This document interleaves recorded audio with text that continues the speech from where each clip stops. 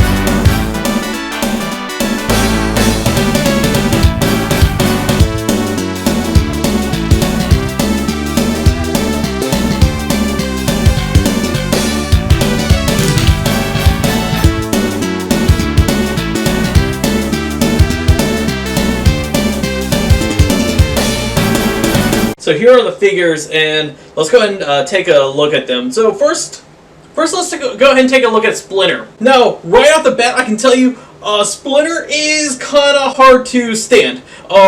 his feet over here are really tiny, and then his tail is bendy, so you kind of bend it, and it has like little divots that where it lets you kind of know like where to bend at.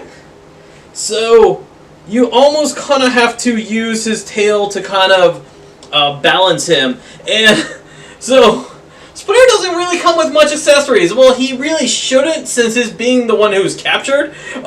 He comes with this box, which is like completely made out of cardboard. It's funny here on the box it says NECA on it.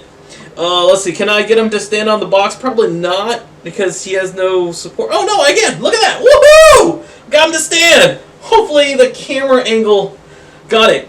But so he comes with this box, and then he also comes with these chains behind him, and I really cannot tell if you can remove them or not. I'm too afraid to remove them because I'm afraid that if I remove them, I might not be able to get back.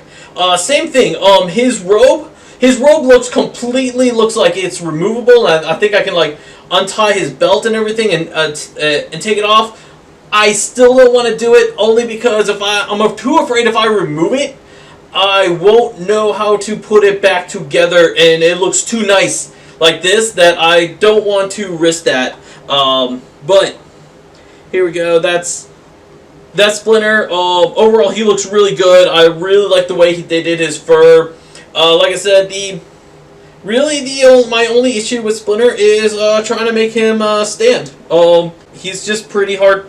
He's pretty hard to stand because of his feet. Because of his feet and his tail, and you just kind of gotta manipulate it, but it's doable. Let's go ahead and take a look at Shredder over here. Shredder looks really cool. I believe, if I could be mistaken, but I believe not too long ago, NECA actually released a foot tall version of him. Of like, you know, if you remember the original movie figures, they were like a foot tall, and I believe they just released him recently. So it's probably just a shrunken version of that. His claws are kind of bendy. They stay in form really good. Actually, over here is kind of like a little sharp. Actually no. Actually, just his feet. Just his feet are kind of like bendy. Everything else is kind of stiff, which is good. I know. Usually action figures, especially with Shredder, they try to make them like be able to bend and that kind of stuff. Over here is kind of like a little bent. Just for safety reasons. But obviously, since this is for for an adult collector, obviously NECA doesn't have to worry about that too much.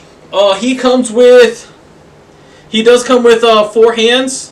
2 hands for his two for his left hand, which is really, you can tell which one's his left hand because it's the one with the claws on it, and 2 for his right, and it's basically the same model of hands, just one has a claw, one does not have a claw.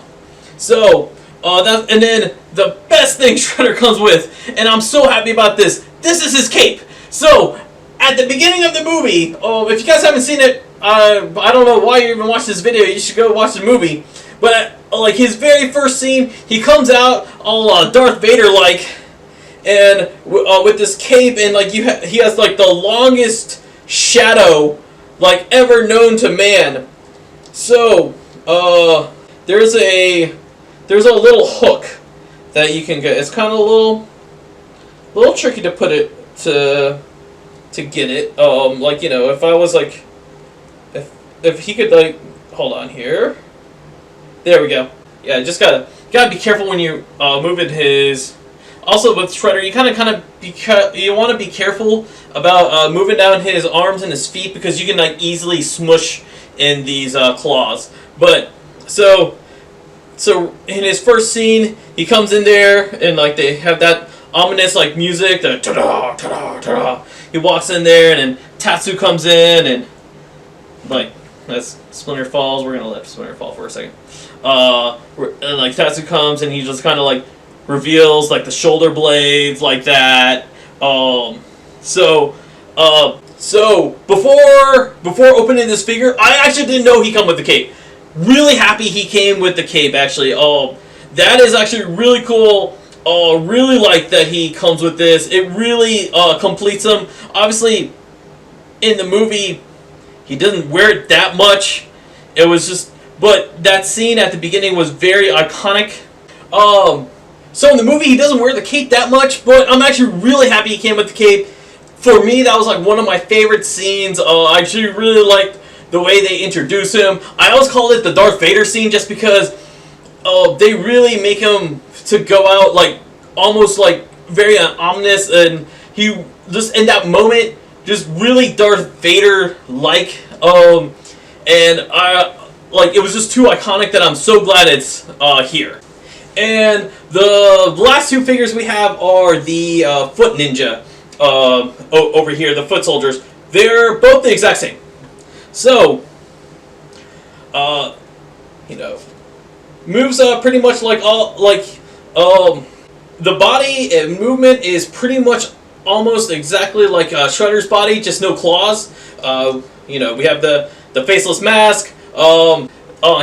They have the exact same body as Shredder's, and obviously the two Foot Soldiers are going to have the exact same head. As like, you know, they're more they're just masked, so we don't actually see which ones is it. So we can't tell if this one is Sam Rockwell or Danny, or should I say it's Dan now. And then the Foot Soldiers, they also come with hands. And they have the exact same hand positions that Shredder has. The difference is that they have like the little foot symbol and the little hand guard, I should call it. I'm not sure what they exactly call that. But they just have that. What's actually really cool. We'll get a close up on it. Is you can see like in the fingers like where they slip in, so it actually like stays in place. That's actually a really cool detail. That's a really cool detail they put in there that they totally didn't have to, which I really like. And then they also come with an extra bandana end. So if you see here, if we look at the back of these guys, he has a different bandana than him. So if we just take this one out and put this one in, and then now they have the exact same. I don't know why they didn't. They might as well have like just made a second one of this one too. It doesn't make that much of a difference. It's not going to change too much. The big thing that these Foot Soldiers come with, they come with a weapon rack. And so, you know what? We have the halberd. We have the bow staff that Shredder uses when he tries to kill the turtles. We have one sword, only one katana. We have two sais. You know, they're already like rivaling over the turtles. They have one tonfa, and then they also have two nunchucks. Now, here's the weird thing about the nunchucks. One of them has a chain, and then the other one is a rope, and it's kind of like, you know, you just kind of have to bend it. I'm too afraid to bend it too much, as from like the original Ninja Turtle figures. I remember with the Michelangelo nunchuck, I've broken so many of those because the way I kept on positioning them to do other things with it. So I don't want to bend it too much. I have a feeling it's going to be a lot stronger than that material, but still, I'm too afraid to do that. I just think it's just odd that they made two different ones. And it could be because they wanted to match what they had in the movie, because maybe like I believe in the movie, like we've seen some of them with this one, and we've seen some of them with this one. We also have the weapons rack over here, and most of the items are really easy to, like a real martial arts weapon rack. The only thing is that one of the differences between this one and like the one that you will see like in martial arts school is that there's nothing in here that's for specific weapons. Like when I used to do martial arts, there used to be like little notches. We had like ones that were like little notches so you can put the sais in easily. The sais are kind of like they're little like kind of tricky to put in. You kind of have to put it you kind of have to put it like something like this. We had like in ours, like we had like just round knobs that we can do that, and we'd use the same round knobs for the nunchucks. We just like put it in like that. It's just this one is they just made it all like the wooden flats. Also, the ones we had in our martial arts school was also on the wall, while this one's kind of freestanding. So that's a big difference there. This weapons rack really reminds me of if you guys remember the original Ninja Turtle figures, all 4 turtles, and I believe Shredder, they came with a weapons rack, and it really reminds me of that one. I remember like the fun thing I did was like try to put all the weapons on there, and then like while some of my other friends, they went and like threw that thing away because they thought it was just extra plastic. The other weapon that came in, and I almost forgot about it. The other weapon they came with is this knife with a holster on it, and so there is like no physical there's no physical way to put it on the weapons rack without doing a balancing act. Now the weird thing about it is that there's nowhere on the figure itself to put this sheath. Like I would have thought like they would have found a way so you could like just kind of put it on there, either on their leg or somewhere on their belt. But let me check Shredder for a second. Maybe Shredder has a way to hold it. But yeah, like it's cool that we have a small knife. It's cool that we have a small knife and a sheath to go with it. But like just unfortunately, obviously I can put the knife in the foot soldier's hand, but the sheath itself, I have no idea where to put it, and it's really small, so you got to be careful. This could be lost easily, and it doesn't really go on the rack that well. So what do you guys think of these figures? They're really cool. A great follow-up to the movie figures from last year. I actually really like it. I'm glad they added into this. Now I'm kind of thinking like, who else they can add from the first movie?